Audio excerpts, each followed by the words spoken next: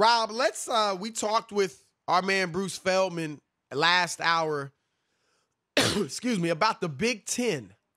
And they're trying, the coaches and the ADs are trying to play. And, of course, the talk has been an 8-game season starting in January. But now there is a little bit of momentum. We're not going to miscast this. But there is now some talk about, hey, why don't we play in November? Why don't we play around Thanksgiving and start the season then? Rob, what are your thoughts on this situation? Remember, the Big Ten commissioner is not involved with this. Not him coming back saying, you know what? Things are lightening up. We've gotten more medical experts telling us it may be okay. No, it's coaches. Again, what did I say, Rob, when Nebraska and other schools thought about leaving their conferences at least for a year to play in the SEC or wherever, or play an independent schedule or whatever? What did I say? What happened to coach? What happened to the coach speak? Follow authority. Do what you're told. Went out the window because it's not what they want. That sounds familiar, Rob. Just like some people saying, if you just obey the cops, right? If you just don't resist the rest, you'll be okay. If you just obey the university never mind president what they've done, right? And chancellor, then everything is good. First, I'm going to say this: if I was the president of Michigan, I would step in. I really would. We made a decision, and if Jim Harbaugh or the AD, if you guys go any further with this, with our university, then you guys won't be working here. And I know people, the football coaches are way too powerful, Chris. This is the problem. They want to run the universities because of the revenue that comes in through football. You can't run a school that way. You can't allow these guys to run rampant and over everybody and roughshod and do whatever they want. I just don't even get it. Seriously. I would have a problem with it if I was the president of the school. I really would. Do not speak on behalf of the University of Michigan. We made our decision on where we are. When that changes, you'll hear from me, not the football coach, not the coaches who are talking about getting together and playing we'll leave the conference for this year and go play somewhere else where they'll accept us. I wish somebody would. No, you won't. No, right. You won't. No, you won't. And you won't wear the Michigan uniform. And you won't touch our equipment. Right. You work here. You don't run this place. You get a paycheck from Michigan. You do not. Who are these guys?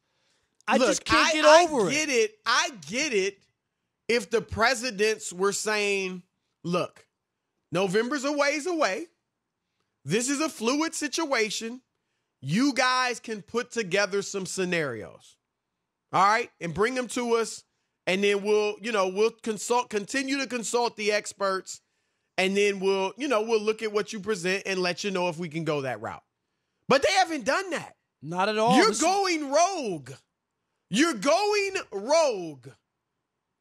And you are, look, Rob, it's clear. To me, there's two things clear from this. One, the coaches and ADs are trying to put pressure on the commissioner. Okay? They're trying to put pressure on the commissioner of the Big Ten because they're looking at the other conferences that are playing. And I'll say this too. I'm sure we've seen quotes. The players want to play. So they're trying to do all this to put pressure on the commissioner. And here's the other thing I believe that's clear to me, Rob, because what you said hasn't happened and I don't think will happen. The presidents want that money too. And if the coaches present to them a scenario, and if they can figure a way to weasel out of the decision that was made because they see the SEC and ACC and these other conferences playing, they may be open to doing it. They are open to doing it, I think. And that's kind of what I see. And I'm going to say this, Rob. My wife and I went to dinner before the show, and we were talking about it. And look, racism has been in this country. it's as American as apple pie. It just is. That's just a fact. That's not even a controversial statement. But we both agreed we've never seen the country this divided and polarized. And it is so divided and polarized that nobody, there's no standard beliefs that anybody has. Nobody, the people that want to play football, a lot of them don't believe this thing is real or legitimate. I'm watching right now, Rob, a high school football game in Alabama on ESPN. It's live. And there's a part of me saying, what? How are they playing high school football? And I'm going to say this too, Rob. I've got friends, and you may as well, whose sons have been playing Little League baseball for months. Mm-hmm. Good parents, good guys, I know. And it's making me say, what is going on? We can't play pro sports, but yet you got high school players playing. You got kids playing. And it's from the top one down. I don't care where you are politically. But we do not have consensus anymore. Not even close. And that is part of the problem.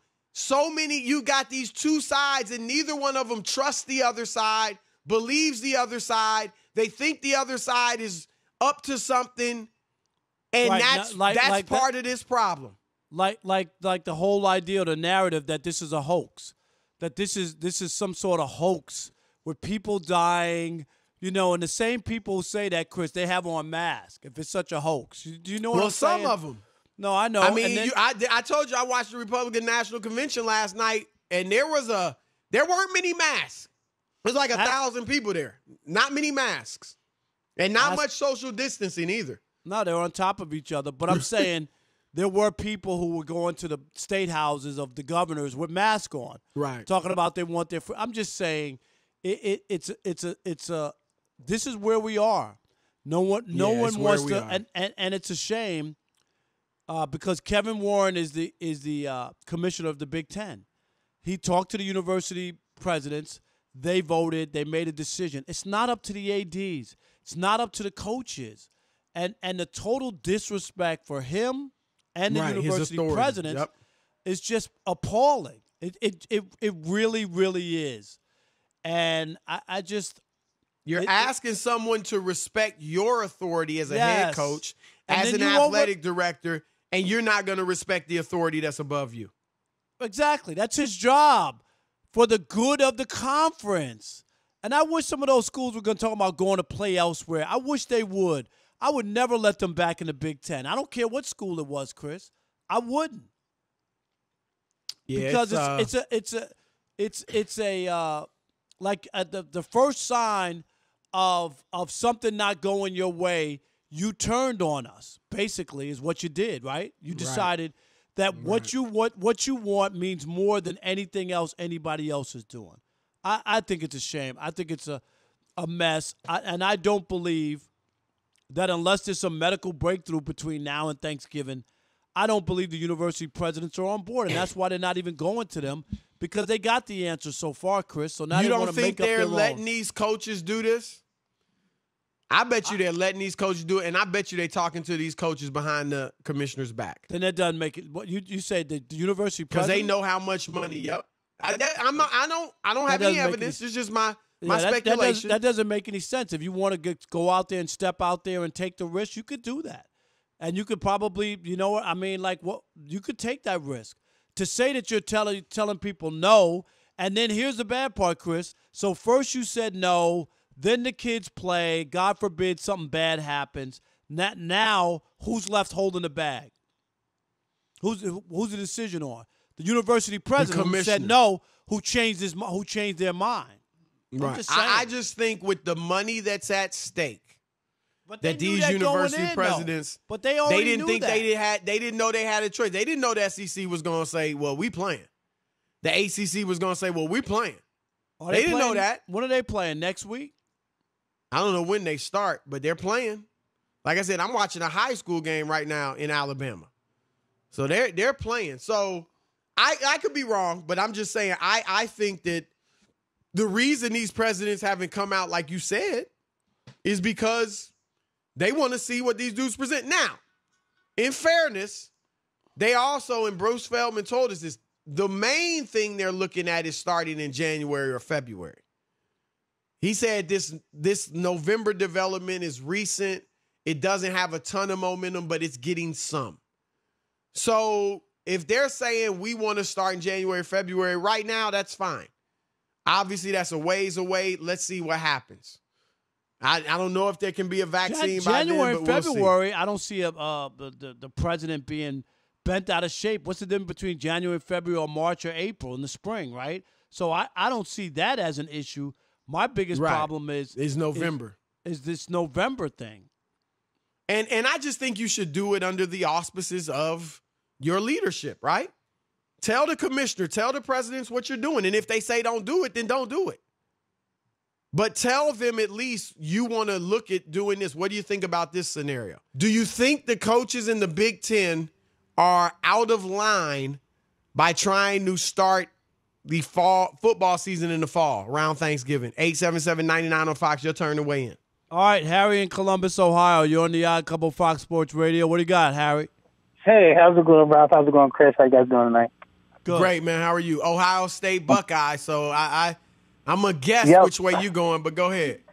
Yeah, well, you probably guessed right. My thing is not just because I think the coaches, and again, I know a few players in the locker room, the coaches just kind of getting pushed back from the players. And Ohio State's already started. The players want to play, but let them play. Yeah, and also Ohio State's already started classes. They're doing a hybrid, but, they're still kids on campus. Right. So my thing is that, and I'm not saying, but, statistically, Ohio State, the population of students are 72% white. The football team is 75% black. If the students can make that decision to go to class and you have to get mandatory testing, then why can't the football players make that choice?